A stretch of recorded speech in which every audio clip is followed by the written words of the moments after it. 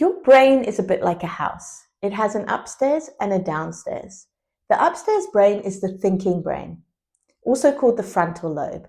It's responsible for your logic, your reasoning, your ability to empathize, your impulse control.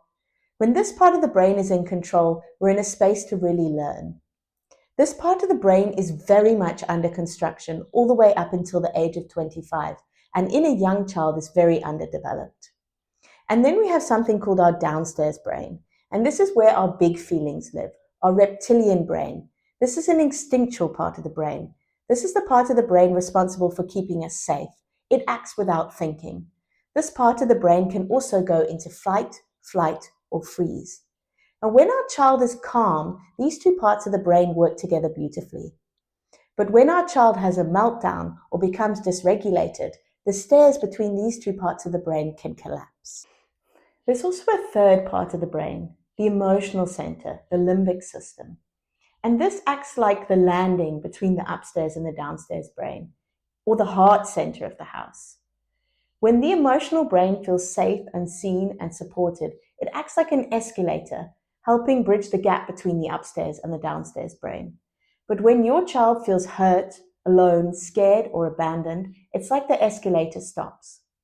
This is why connection to you in the moments when they feel like this is so important. A child needs to feel safe and seen and soothed before they can even begin to cooperate with you or access any kind of logic or reasoning.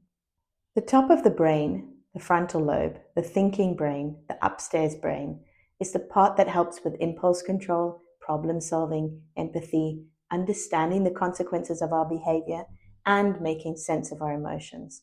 And this is the part of the brain where parents seem to wish their children would spend the most time. But here's the catch.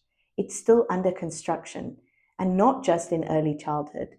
As I said, the research points to it not being fully developed until 25, and some would even say 30.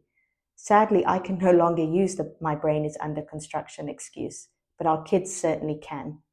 So when we expect a young child to stay calm, use their words, see things from your perspective, or understand consequences in the middle of a meltdown, we're asking something of them that their brain literally is not capable of yet.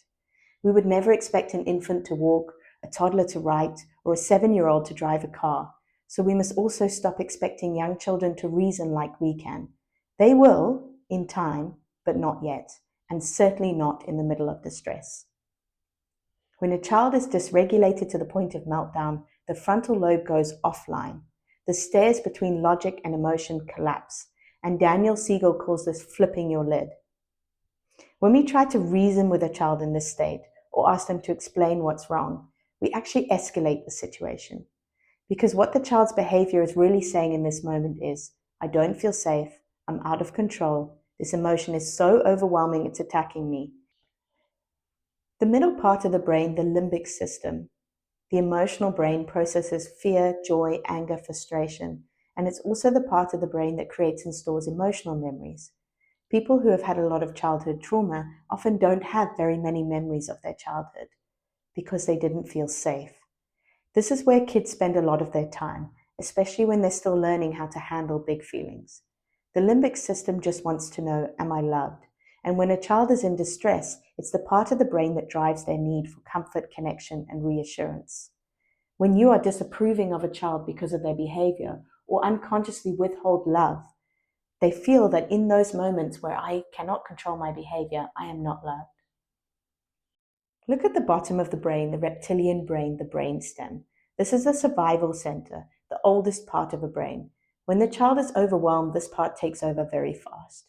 The reptilian brain just wants to know one thing: am I safe? And this doesn't always just refer to physical safety. A shouting parent, a slammed door, or a disapproving look can all feel very unsafe to a child's nervous system. Not feeling safe activates the primitive part of the brain. I'm sure you've all heard of fight, flight, and freeze, but let's briefly visit what that looks like. In fight, a child lashes out. They hit, they yell, they argue. This is their body trying to protect itself. In flight, your child might run away, escape a room, or avoid the situation entirely. And in freeze, the child becomes shut down, quiet, unresponsive. Their system is overloaded and they become stuck. None of these are conscious choices on part of the child, but they're automatic survival responses. They tell us that the child is no longer in a state where they can think, reason, or learn. It's not a choice to go to this part of the brain. It happens automatically.